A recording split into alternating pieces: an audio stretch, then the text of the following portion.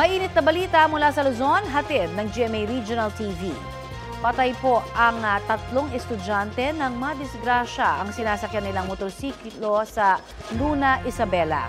Chris, ano ang nangyari? Tony, posibleng self-accident ang nangyari ayon sa Luna Police. Base sa investigasyon, posibleng nadulas sa naipong baha sa malalim na bahagi ng kalsada ang motorsiklo kaya tumilapon ang mga sakay nito. May nakasabay raw na truck ang motor pero nang suriin ng pulisya ang truck, wala raw itong kahit anong gasgas. Kaya paniwala nila walang kinalaman ang truck sa insidente. Patuloy pang nangangalap ang mga otoridad ng CCTV sa lugar. Sa Pagbilao, Quezon naman, isang delivery van ang nahulog mula sa tulay ng Maharlika Highway. Base sa investigasyon, mabilis ang takbo ng truck na dumiretso sa riprap ng isang ilog. Patay ang driver habang kritikal ang lagay ng pahinante.